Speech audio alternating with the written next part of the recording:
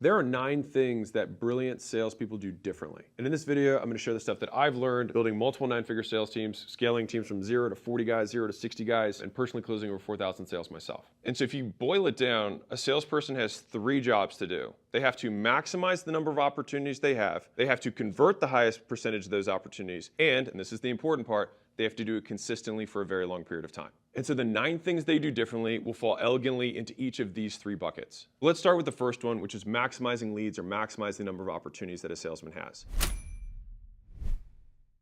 So right off the top, I've never seen a salesperson who does the most in a company have the lowest amount of hours worked. I've yet to have it. And you know what? Maybe there's a special snowflake out there, but every company that I've owned and every company that I've looked at, the guy who works the most hours is the one who sells the most deals. And so maximizing opportunities comes in a number of different forms. So number 1 is that they have the total most hours available per day, because you should be available when the prospect is available. And that means sometimes working long hours, it sometimes means working weekends. And yes, businesses also pay rent on Sundays, and so you can make sales on Sundays. So my software company, Alan, scheduled 4,000 plus appointments per day across a number of different industries. And so we got to see all the way from click to close which companies were selling the most people. And we looked at all the different data. So times of day, number of days per week, speed between text responses, number of characters in text response, all of these different variables, because I had 2 data analysts that looked at this to figure out how could we maximize throughput for any business. And obviously sales is a big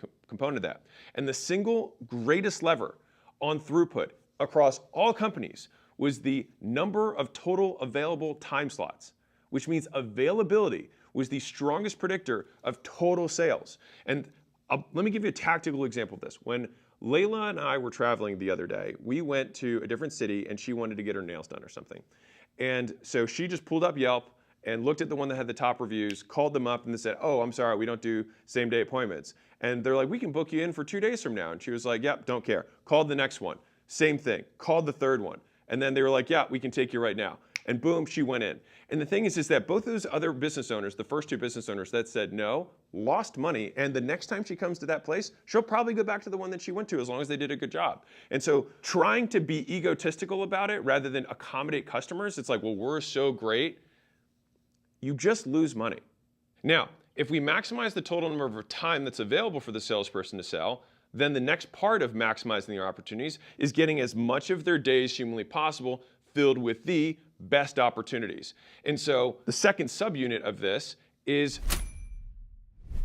they will pull up calls. And so the first thing is, if you see a call that gets booked, or you book a call that's on Thursday and today's Monday, if you have a time slot that's open, you grab your Thursday appointment, you drag it into today, because today appointments always have higher show-up rates. And if you pull it up, then they're even more interested and you can close even higher. And you could have 2 or 3 calls by that same Thursday time, so you increase your sales velocity. Now, a corollary to that is if you look at your calendar and you've reached out to a prospect and that person has not responded back, and now it's the same day and they're coming up in a few hours. Well, what do? Well, the best salespeople pull that time slot and say, "Hey, sorry, I didn't see that you confirmed. Why don't we do the same thing for tomorrow?" And you can push it out one and then try and fill that time slot with somebody who is responsive, even if they're later in the week. And that increases your total number of calls per day. And so fundamentally, the perfect day for a salesperson is that they have call back to back to back to back to back with the best possible leads that are the hottest that day. I learned that little tactic about pulling up because we had one of our companies, it was in solar sales, and they had one rep that massively outperformed everyone else. And I was like, what is this guy doing? And so what he was doing was he would, whenever a new appointment would book, he would immediately call the appointment to qualify the lead, because that checks 2 boxes. One is he says, okay, is this person qualified to buy? And if the person was, he had 2 decision paths. If they had the time right then, he would just go straight into closing, because he was in an off-the-call SOP, and then by getting in contact with the lead, became on the call in terms of his SOP. And if they said they had time right now, he just went for the sale. That maximizes his time on call. If they said no, then the reason for his call was that he had an opening later that day that he was trying to fill up. And so he either takes the moment now that he's working the lead and turns it into a sales call, or he fills another slot later in the day and turns that into a sales call. Both of those things maximize the number of sales that guy was having. And this guy was selling like 4 times more units than the second best guy on the team. And then they obviously saw this and then adopted it company-wide. And then of course I saw it and adopted it across all my entire portfolio. And let me double down on why that's so powerful. Because not only does the salesman have 2 opportunities to sell, now or later that day, he also opens up the slot later in the week for availability for another customer that can't make it today to book that time then.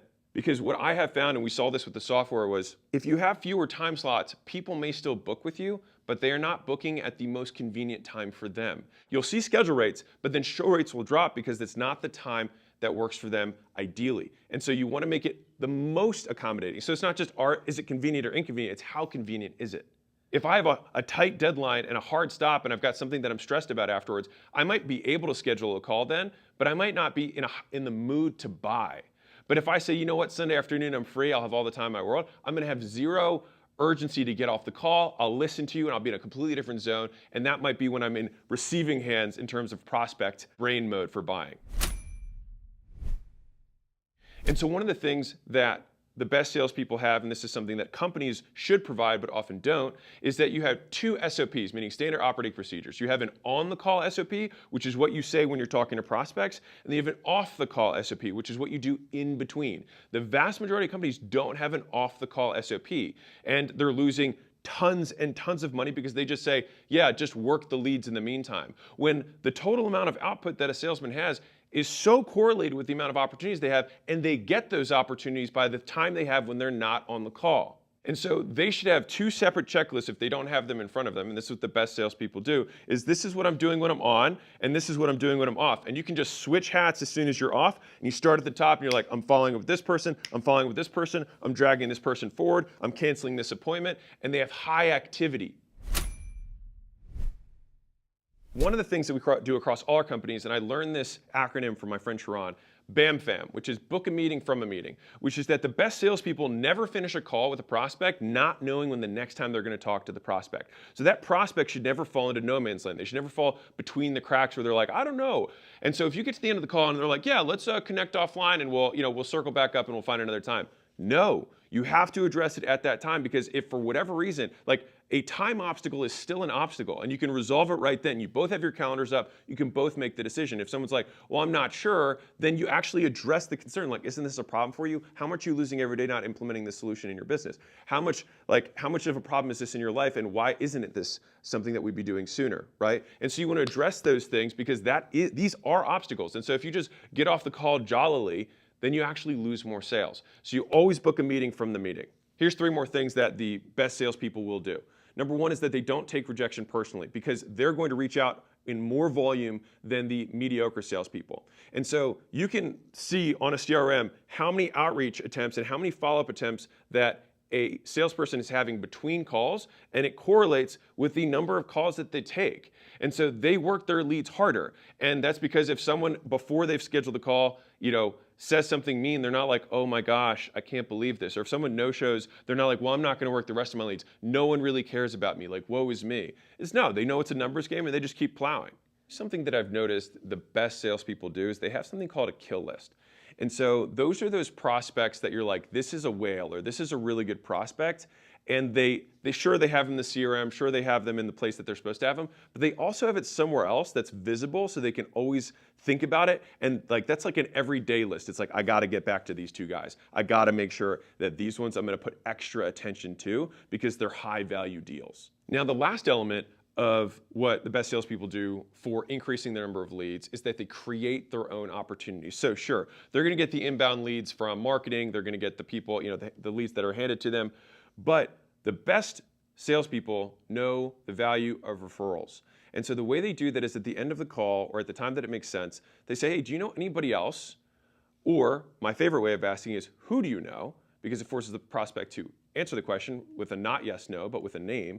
You say, who do you know who is as awesome as you? Now it's a compliment. Who would also benefit from this? So now I'm giving them a compliment by asking them for the referral. So I kind of have a nice guy sandwich there. So you're amazing. Who else do you know who's like you, who would love to do this with you or with us, who could benefit from X, Y, Z, right? Now, sometimes if they say no one, then sometimes this is where rapport is important, but you could say something like, why do you hate me so much? And they're like, what do you mean? It's like, well, I only can assume that you hate us because you don't want anybody else to know about this amazing thing. And you probably hate your friends because you want them to suffer as well, right? And if it's because you don't believe me, then let's talk about that. But otherwise, why are we not getting your friends in here? Because I can promise you, you'll be far more successful if you have more people you know who are in it.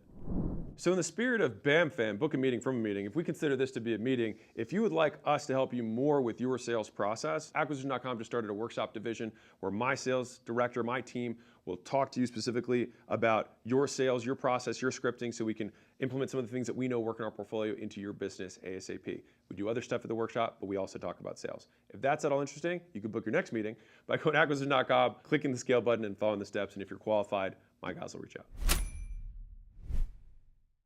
When I had a team in a different portfolio company, we had one guy who was outperforming everyone else by a huge margin. This one wasn't as big as the pull-up thing. That was massive. This was about 50% higher than the number two guy. And we were like, what is this guy doing? He was brand new. And that was what was interesting. It's like brand new going to the top of the leaderboard is not very common because that means that they're doing a different process, right? And so he was following the script, and we listened to the calls. We're like, this is the same call. And so when we called him up, we said, what are you doing differently? And the thing is he was multiplying his leads. And so what he did was at the end of the calls, he was just asking who they knew who would also benefit from this thing. And I think they were selling some sort of tickets of some sort. And so he was saying, who else wants to come with you? Who else would you like to bring? And it's just a simple little thing that he was doing. But by doing that, he was increasing his sales by 50%. Because the referrals, even though only 1 out of 3 or 1 out of 4 people would refer, the referral close rate's like 80 or 90%. And so if you think, okay, I take 4 calls and I close 1 and I ask for referrals in all 4 and only 1 of them gives me a referral, but then that referral then closes, then I take my 1 sale out of 4 and turn it to 2 out of 5. If you're a business owner, thinking about how valuable just implementing that is consistently, is that your cost to acquire a customer, you cut in half by taking 1 customer and getting a referral from that customer. And if 1 out of 3 customers refer someone, then you cut your cost to acquire a customer by 1/3. And this is the type of stuff as advertising becomes more expensive, because it always will become more expensive, that the businesses that do this, the salesmen that do this, will be the ones that win in the future. So now we have a salesman who has the maximum number of hours, the maximum number of days. They're pulling up appointments so that their time on call closing with the best people is maximized. They're following up before, they're following up after. They're doing personalized reach outs and saying like, hey, voice memo, hey, video, hey, I've got this thing for you that I've got set up for the call.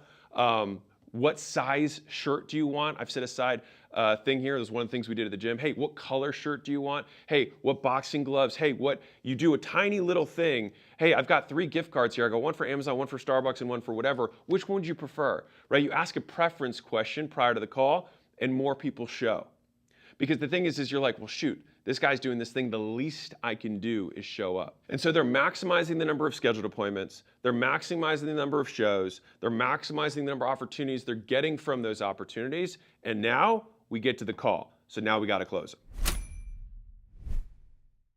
Understand the value of preparation. You would be amazed at how much of a genius you sound like if you just do 5 minutes of research before a call. And so my rule of thumb for research is that if it's something that you do all the time, it's about 10% of the time that you're going to be on a call or meeting that you can do in prep. So if you have a 2-hour call, then you've got 12 minutes of prep. If you've got a 60-minute call, then you do 6 minutes of prep. Now, this is something that if you do it all the time. If this is like I'm doing a quarterly meeting, then it reverses. It's like 6 hours of prep for 1 hour of presentation if it's something that you don't do often.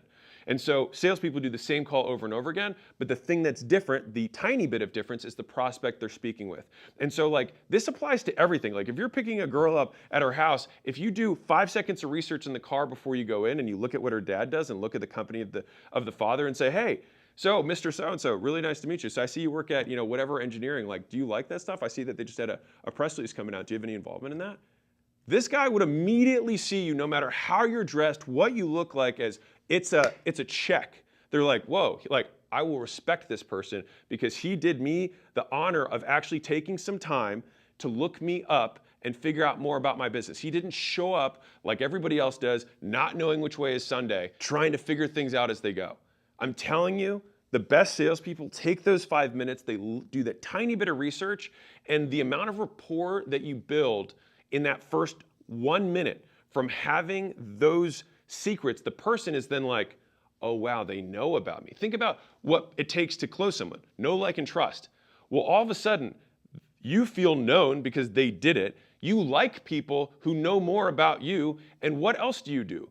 You trust people who know more about you because you approximate friendship, you approximate a relationship, and you get to do a ton of that at the first second of the call rather than taking the first 5 minutes of the call to show that you don't know what you're doing.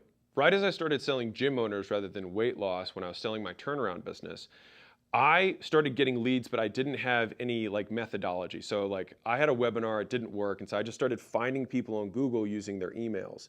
And so I'd find their social profiles and I'd literally have to piece together a profile of who this person was because the only thing I was collecting was an email for this webinar. And so I'd find 3 or 4 social profiles and then I would connect with them and I would do some research so that I could make my reach out not look sketchy as hell. And so when I would do my reach out, that I would have all this data that I put as almost like a little profile together about them. And so when I hopped on the phone, they were like, whoa, you know a lot about my gym. And I was like, well, yeah. And I saw that because I'd look at the images and be like, so I saw your square footage layout. I think if you move this here, this might actually be able to allow you to double the amount of usable square footage that you have for the sessions. And that would help me sell more people into your gym. So I don't know if you're open to something like that. But now I'm coming in with I see the problem. I also have the solution because I thought about it before we got on the phone. Because I don't want to waste your time trying to figure things out now. I want to figure them out beforehand and come with you with solutions. And this is when I was starting out, so I didn't have a reputation yet. So I had to build the reputation by showing up and providing more value than other people were ahead of time. And this is where if you're new and you're coming into a space, you win through prep. The big guys have the reputation. The small guys win through preparation. The best salespeople take notes. This is one of those things that is just like prep, but it preps you for the next call. And so you do your public preparation with what you can find and observe. You do your second call preparation with what you find out on the phone. And I'm telling you, if you hop on the phone and say, oh yeah, so you've got your daughter Sarah and Jessica and they're at Colorado and they're finishing up and you've got X, Y, and Z happening in the business. Is that correct? Okay, cool. Just making sure, because just reading over some of the past notes before I got on the call. They're like, oh wow, I don't have to re-say my whole life story again. This guy, now when this guy makes recommendations, I assume he does it within the context of my business. Because one of the big things when you are selling something is that people want to make sure that not only that it works, but it's going to work for them. And so you can address that concern before it ever comes up by proving that your recommendations are contextual. This is also what switches you from being a salesman to a consultant. This is what switches you from somebody who's just trying to close to somebody who's trying to help. The most brilliant salespeople listen more than they talk. And this is one that people get wrong all the time, is that they see super talkative people. I mean, moms in high school are like, you should get into sales because you don't shut up. No, it's not always the case. That's what bad salespeople look like. And unfortunately, the thing is the best salespeople don't come off as salespeople. They just close. And so people don't feel sold. They feel like they bought. And so everybody buys stuff every day, all the time. And they're buying from companies that have salespeople, and they don't know it. So when you go to a restaurant and they ask you if you want dessert, that's a sale. They get commissions on those things. And if they do it in a weird way, you're like, ugh, I don't want to be sold. But if they do it in a great way, you're like, oh, I'm so glad that person made that recommendation. And so you never felt like you got sold, you felt like you bought. And so the problem is that the reputation of salespeople is terrible because you only remember the bad ones. We actually did this big study because we have a huge amount of sales calls that we can look at across the whole portfolio, and we use software that analyzes the calls with AI and all that stuff. We can see what's talk time versus listen time. And the best salespeople listen twice as much as they talk. And so the little isms that I have for this is that the person who's answering the questions is the one getting interrogated. You don't want to be the one getting interrogated. And whenever you answer questions, you give the other person something to attack. And so you want them to be answering so that you have things that you can pick apart and move around. If you're the one answering questions, then you're the one who's getting picked apart and has things that they can disagree with. I want to be like smoke, right? They can't catch anything that I say. And so if someone says, hey, well, tell me what makes you better than your competition. I'd be like, well, what things are you looking for? Right back to them, right? It's like hot potato. It's like right back to you. Well, I would want this, this, and this, and this. I'm like, why are those things important to you? Right? Back to you.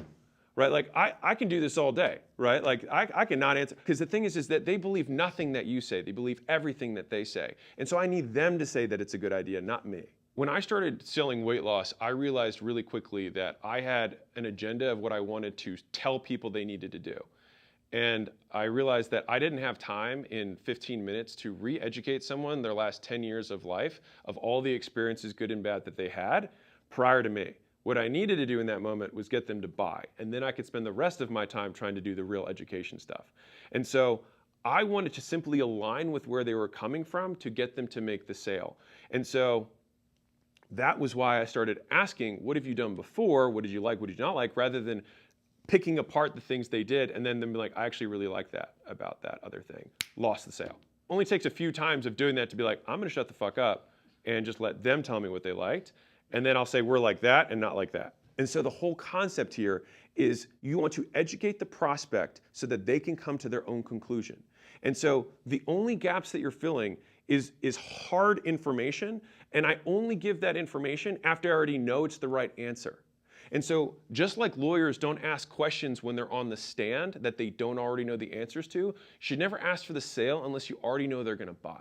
And so there's times, and this is where pattern recognition is helpful for salespeople, this is what the brilliant salespeople do, is that if they're like, I don't think he's ready there, I don't think he's ready yet. And it's like, you don't go for the kill, you just ask more questions. Like, I feel some hesitation. Like, what are your main concerns right now? Like, I'm feeling some hesitation around price. Talk to me about that. There's two ways, by the way, if you're weirded out about asking questions, is that you can both give commands or ask questions. And so you can change the cadence up in the script by saying, so instead of saying, for example, hey, how's it going? It's an easy first thing a lot of people say on the first thing in the call. But if I say, tell me about your day, it's a very different thing because people have automatic responses to questions they hear all the time. And so if you want to break a pattern with somebody and then get them more present, you say, tell me about your day.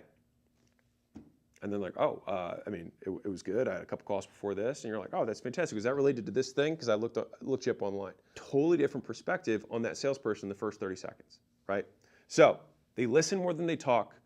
They are like smoke. You only answer questions with questions unless you already know that the statement that you're going to say is in alignment with what you know the person wants. And so if they're like, tell me why you're different, then I'd be like, well, what have you done in the past? Because then it'll give me more context so I can help explain it. Now they're going to say all these things. I'll be like, well, what did you like about that? What did you not like about that? And so when I get to the point where I actually have to say what are things about, I'm going to highlight all the things they liked about the other stuff, and I'm going to not highlight the things they didn't like about the other stuff. And all of a sudden they'll be like, this is perfect. I'll be like, what do you know? I just asked you the questions of the things you wanted, and as long as they are the things that we can actually provide, I highlighted those features about our thing because I already knew which piano keys to play because you told me. They breathe the script. And so the reason I use that is because that is the best description I can give is that they can say it without thinking. Just like you breathe without thinking, they can say the script without thinking. Because you can't listen to a prospect if you're waiting to talk because you're trying to remember what you're going to say next. You need to know all of the script like the Bible or like something that you've memorized in the past so that you can be 100% present with the prospect and listening. And so my favorite ism around this is again. And the first time I learned this was I saw an exceptional sales trainer training a rep. And he was just drilling them on the opening 30 seconds of the script. And so they did the script, and I was watching him listen to them while giving them visual cues. And so this was a huge advancement in terms of my understanding of selling happened. Because before this, I knew how to sell, but I couldn't transfer the skill. But this guy was sitting there, and he was like, yep, yep, yep. Pause harder on this word. Do it again. Nice. Do it again. Nice. One more time. Nice. Keep going. And so he would get them to drill it 3 times in a row the right way after making the correction. And then he would keep going in the script. And so the point is that if you're a salesperson, you need to be able to do it again and again and again because the word concision matters a lot. You don't want to be one of these salespeople that takes 100 words to say something you could say in 5. It'll also make your sales way longer. So again, the best salesperson can take more calls because they shorten the call required. A mediocre salesperson will do the script in the beginning and it'll close. And they will have coughed right before they ask for the close. And then the person closes. And so they get reinforcement for coughing. And so the next sales call they take, they add a cough in, and whether that person closes or not, they're like, well, it worked on that other one. And so all of a sudden they add coughing in right before they close. Now, the next time, on the time that they close, let's say on their 4th call after this, they also added a second question in before the close. So they add the second question in, and then you see where this happens, is that they cough and add a second question to every single call that they do. And by doing this over time, the length of the script and the length of the things that salespeople do continues to expand because they get positive reinforcement. But the reality is that that person might have just been willing to buy no matter what. And so the script gets longer and longer, even though it might not have nothing to do with what was required to close. And so you want to be as concise as humanly possible, and this is what the best salespeople do, in order to close the most sales per day, per unit of time, because the less time you're on the phone after you make the sale, the more time you have to fill your calendar back up and close more deals. And so the three tactics, this is the sales managers, is that you rehearse the script every morning. They do role plays, meaning let's pretend like I'm a prospect. Like you gotta get over whatever your weirdness is with role playing. Like, I don't know what it is, but so many managers like don't want to role play. Like, get over yourself. You have to role play in order for them to get good. And when you do the role playing, you work on one specific part of the script. Because if you're doing it every morning, you're gonna be able to work through things pretty quickly. But you're like, today, we're just gonna focus on the intro. Today, we're just gonna focus on the close. Today, I just want you to focus on how we're overcoming spouse overcomes. I want you to overcome, I have to think about it, issues. I want you to give me 2 or 3 bangs in a row to overcome that obstacle because you seem to be struggling with it, right? And so, and you just keep hitting it again and again and again so that when it comes up, they just breathe it out rather than thinking about it. Also, because no one can improve multiple things at the same time. So when you say, hey, there's 9 things you did wrong, 1, it's incredibly discouraging. 2nd, they can't improve any of them. And so if you look at any good skills coach, whether it's a basketball coach or it's a painting coach or a sales coach, they might see that you have 100 things wrong with your game. They're just gonna focus on 1 at a time until they clean them all up, and then all of a sudden you become an exceptional salesperson. So I said I had 9, but I have way more than 9, so enjoy. So here's number 10.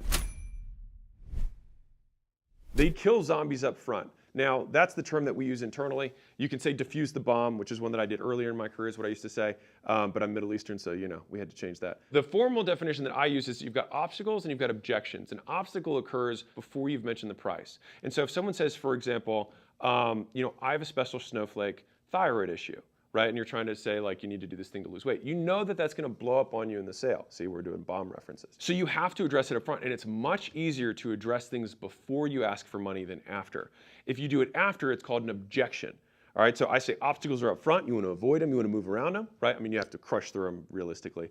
But you get through those, and then objections you have to handle. But now the time is ticking on the bomb. Like now you have a short period of time before it blows up on you, right? Or the zombie is about to bite you, whatever analogy you want. Spouse, for example, or decision maker, or I'm not gonna have time to do this thing, or there's elements of this program or implementation that aren't a fit for me. You wanna address all that stuff up front so that you've handled everything before the stakes get lifted when you mention price and then you go for the close. And the obstacles and objections that you handle are always the same. And so they're gonna bubble up to 3 main things. One is gonna be circumstances. So circumstances is gonna be time, it's going to be money, it's going to be things about this specific program or implementation. Those are all circumstances, those are outside. The next is going to be other people. It's going to be my wife, my employees, my kid, my business partner. Somebody else has decision-making authority. And the third is going to be myself. Somebody who themselves doubts that they can do it, or that they will be successful, or that it's the way they want it to be done. The good news is that most of the time, when you're diffusing these bombs, they start with the outside because time, money, fit is what I like to call it, are things that are really easy to cast blame to. And it's almost it's a response, right? It's like they don't have to think about it. Like, oh, I don't have time, I don't have the money, I don't have the card I want, like I don't have the, whatever. If they talk about an authority figure, then it means that like I would do it, but this person's in the way. And so now you're one step closer to the decision maker. Once you handle that, if you have somebody who says, I need to think about it, that's actually great because it means you're already 2 layers of the onion deeper to just like, you're talking to somebody who's in power who can make the decision. Great, now you just have to help them make the decision. And so you should know all of the key fundamentals of how to overcome these. Now, you can memorize each of them, which I highly recommend, but I think it's also good to understand the fundamentals. And so this is what the best salespeople do, is that they have key stories or metaphors to break the belief that the person has around that obstacle. So, for example, if someone says, hey, I can't decide today because my husband and I make all of our decisions together, right? Now, this depends on the nature of your sale. If you're in a transactional sale, and I would say like a consumer-based sale that's under $1,000, maybe $2,000, usually you have to do that right there. If you have like a B2B sale that's going to be a multi-call sale, then you might have to bring in stakeholders. And so this is one of the nuances that depends on the thing you're selling and the price point. But the way that the best salespeople do this is that you play out something in the past and you play it out in the future, okay? So with a decision maker, you'd say, hey, so let me tell you about this girl, Susan. She was just like you. And she actually had the same issue come up, where she was like, I don't do anything without the consent of my husband. And you know what happened? She walked out. Her husband said, I don't want you to spend the money. I actually saw her a few years later. And when I talked to her, I said, hey, so how's things going with the, the fitness stuff? She was like, oh, they're not. And I was like, oh, why? She was like, well, my husband never lets me do anything. And I was like, oh, geez, that's got to be kind of rough. And she was like, yeah, it sucks.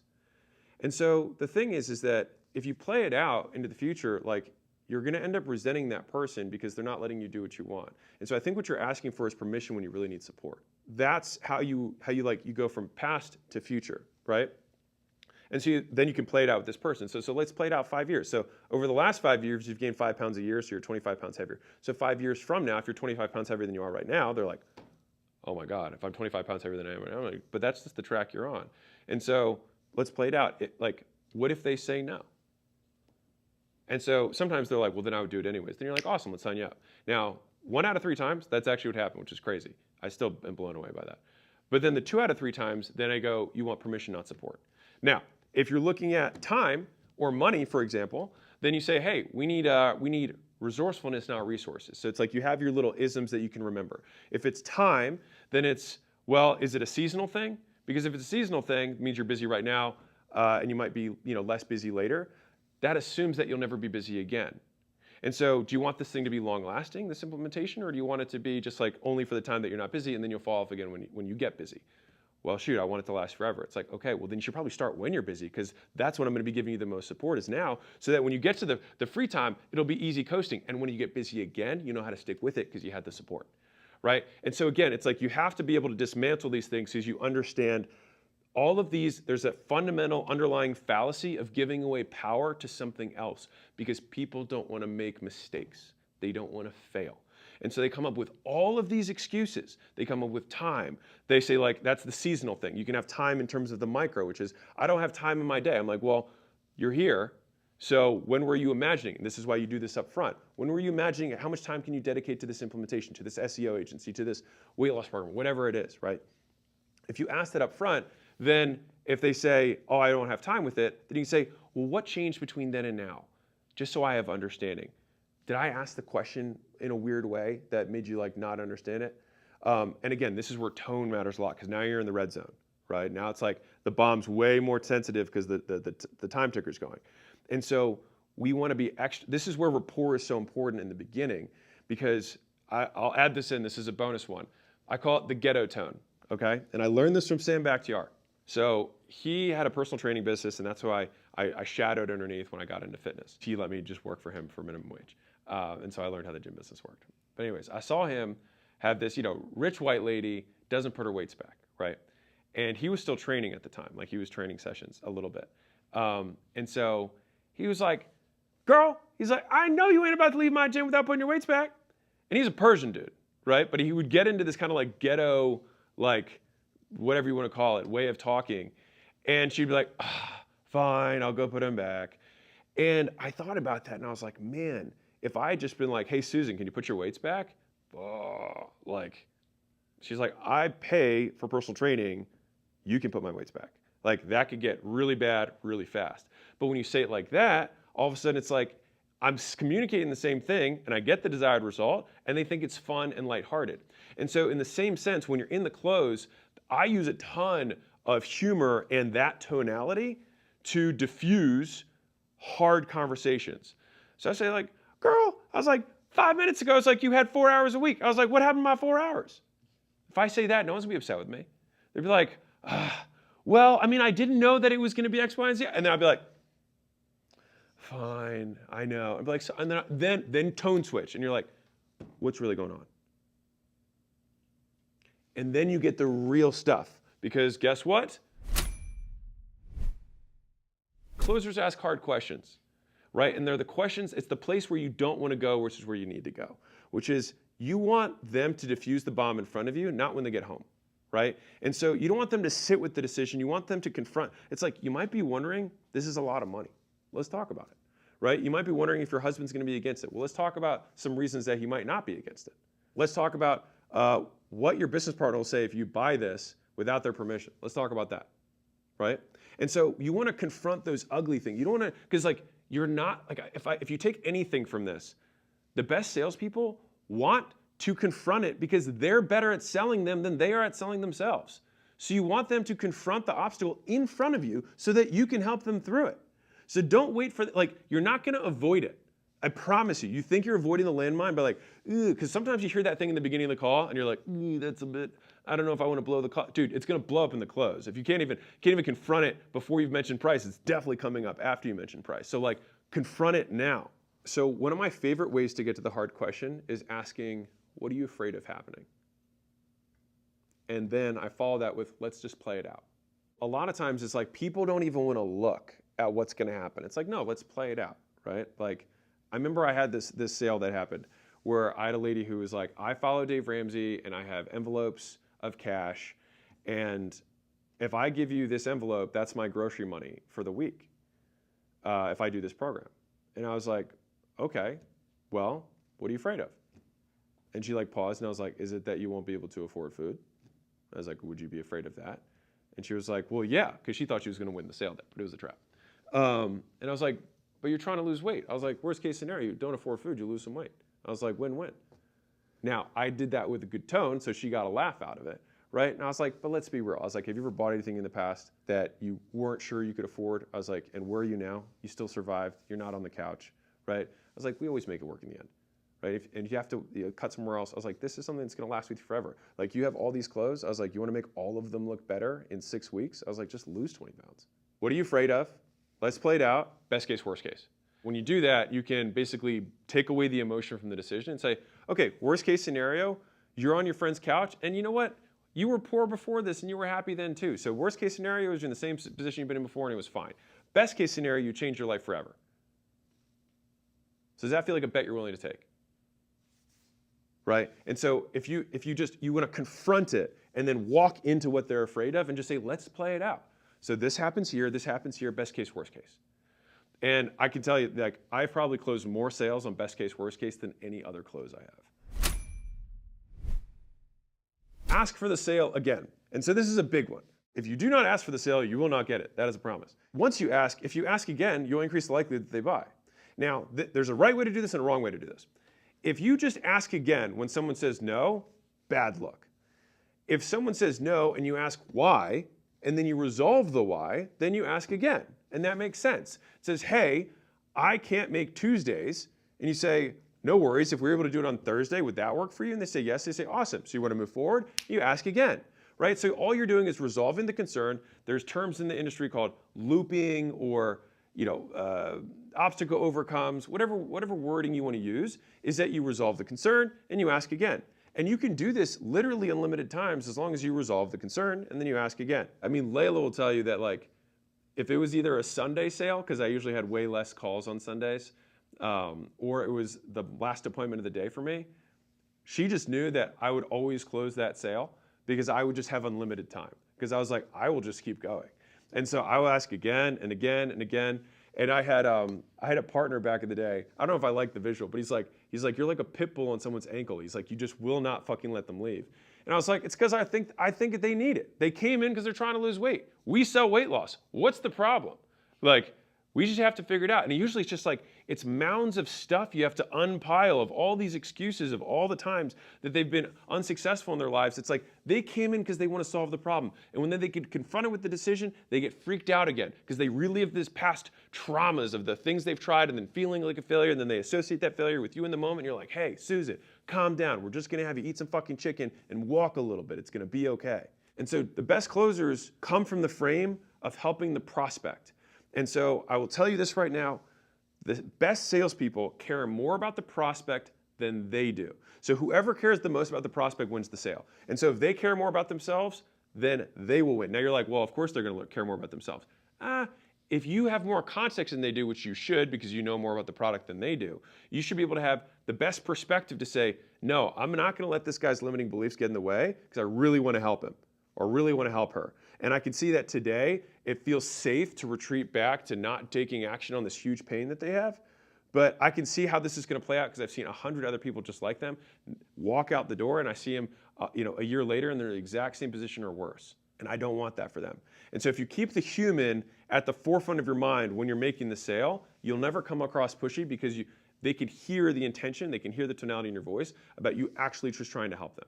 So when you ask for the sale again, having key stories and metaphors that you can use to break beliefs is what allows you to then ask again. And you can do that literally unlimited times as long as they have time and you have time and you address the problem. Now, if you don't address the problem and ask again, they get annoyed.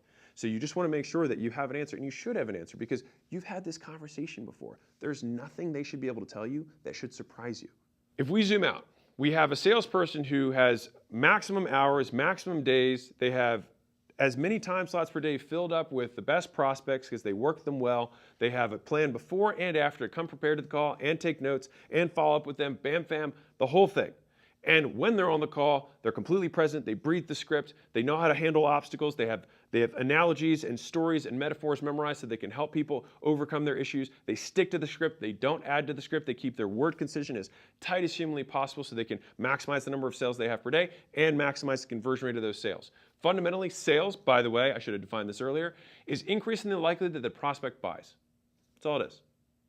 So everything that has to do with sales, like if you had the perfect sales process, it means you would account for every single variable that could ever happen to any human, and you would get 100% of people who go through this process to buy. That's what a perfect sales process would be. And so it's a percentage conversion. That's all it is. And so with that, we have maximum opportunities, maximum percentage conversion. We have an amazing sales rep. But what if they can only do it for a day? That gets into the third bucket, which is what I would consider meta skills, which is traits of the best salespeople. The things that most salespeople struggle with are trait issues, meaning they are on and then they're off again. They're on and they're off again. They get motivated, they get demotivated, motivated, demotivated. If you feel like this, then it's a skill deficiency. You just don't know how to sustain performance for a long period of time. And I promise you, the difference between champions and everyone else is they can sustain performance. It's not like, oh, I don't know if sales is for me. I don't know if I'm growing enough in my... Dude, here's the clear deficiencies. You can't stay consistent. There's some growth that you can tackle right now, being consistent. Another kind of meta skill around this is enthusiasm. Like they're enthusiastic one week, they're not enthusiastic the next week. Being able to sustain and maintain a high level of enthusiasm for both the role and when you're on the call is a skill. It's a skill. You whistle while you work. You got to learn how to do it. You got to learn to like the stuff you don't love so that you can do the thing you really love, which is sales. The best salespeople kill for sport. So let me tell you this little analogy. Notice the little analogies. So I heard this from Mike Arcee, I just love this. He said, there's three types of salespeople. There's dogs, horses, and tigers. He's like, dogs, you got to feed them, and if you don't feed them, they starve to death. And you got to give them all this attention, you got to rub their belly every day, and the moment you stop, they die. Horses, they will gallop as long as you keep whipping them, but the moment you stop galloping, they just go down to a trot. He's like, but tigers, he said, a tiger can eat a full meal, but then if a bunny walks across his line of vision, we'll kill the bunny for sport. He's like, you want tigers. And I love that little analogy because the best salespeople that I've ever met in my life, they love sales. They love the thrill of the close, of the hunt. When I was selling weight loss, I would sometimes have homeless people and things like that that would come in who would respond to my ads. It would happen, right? I had two ways to take it. I could try and not take it seriously, try and just like basically just get through the sale so I could move on with my life. Or I could see it as free practice. And what's crazy is the amount of times where I judged someone as poor and turned out that they just dress different, I don't know anything about that, was more times than I can count. And a lot of them were like, hey, I appreciate you just like, treating me well. And I was like, of course. I was like, this is a business. Your money spends the same. And so you either practice the skill or you close. Either way you win.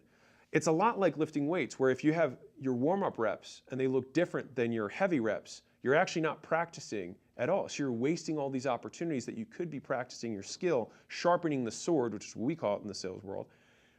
You could be sharpening your sword, but you're actually making it duller because you're practicing the wrong way. You're learning bad habits by not taking the sale seriously. So the best salespeople kill for sport. And so I had I'll tell you a Jacob story, which is my young, started with me at like 15, and now he's been with me for however many years, 7. He started as a low man on the totem pole. And so when we would have lesser qualified leads, they handed all of them to Jacob. He's like, I'll be the garbage man. He's like, I'll take anybody's leads. He's like, I just want to get good. I just want to practice. And so he's trying to take as many reps as he possibly could. And guess what happened? He started taking more reps than everyone else did. And guess what happened after that? He got better than other people did because he took more reps. And he took every one of these as a fucking gift, which is what it is that someone's going to give you the time to learn the skill of sales. The business paid for that lead. Maybe it's less qualified. They paid for it just the same. And you have the benefit of learning. The amount of people who want to learn how to sell better and are unwilling to take, quote, unqualified leads is ridiculous to me. It's free practice with stakes, and you still have the possibility of winning and closing a deal. Track data. The best salespeople track data, and so they're meticulous about the data they track. And so let me explain this. So you can judge, and I've just seen this across my portfolio, the skill of any person in any endeavor that they practice by the quantity and quality of the metrics they track.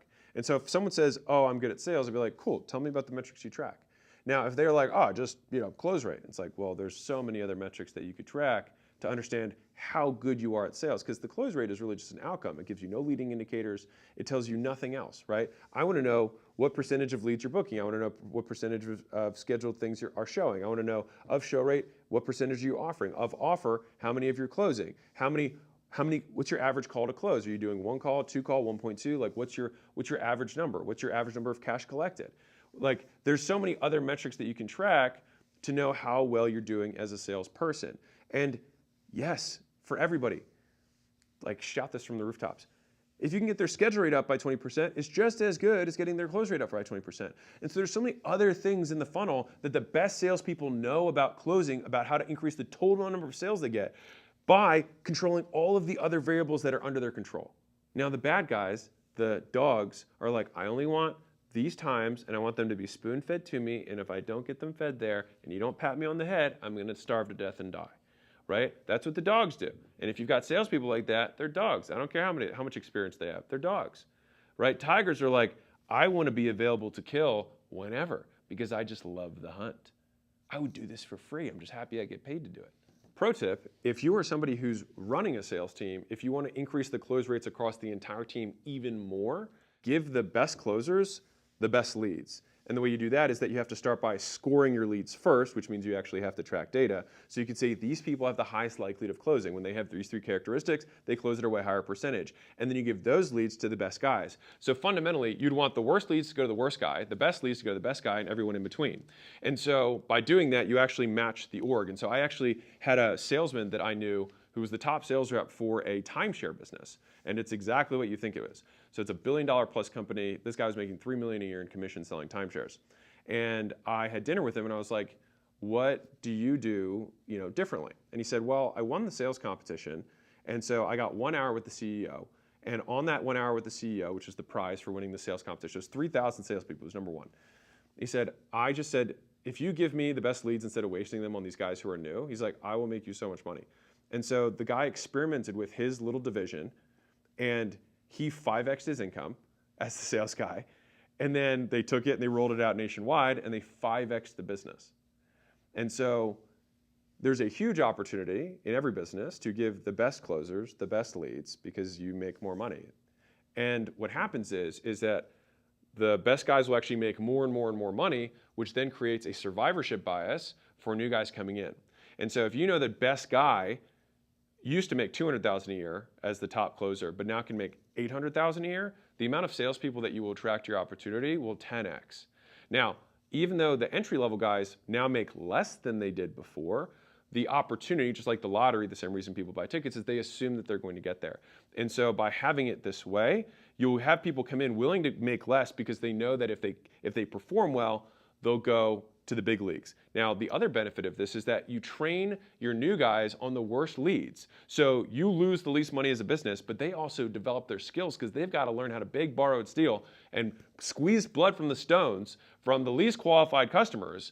And so when they get to somebody who's got a 700 credit score and actually has intent to buy, they're like, oh my God, this is amazing. Because they practiced on somebody who's like missing an arm and missing 7 credit cards and they are in bankruptcy and they're actually in the middle of a divorce and their real name isn't Al, it's actually Larry. And it's complicated, I'm a little liquid right now, I'm between thing, whatever, right? And they're closing those people for lunch money.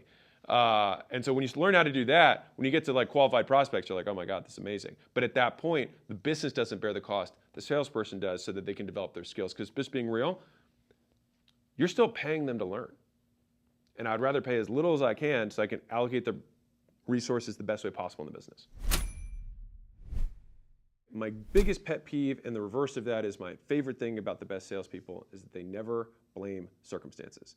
So whenever I have a salesperson who's like, the leads are bad, or these people aren't a good fit, or just like whatever BS that they can come up with, or like, oh, I don't like the commission structure. We should change, just focus on the things you can control, right? And the guys that I love the most never complain. They pick up the extra shifts. They call the leads the most. They work them the most.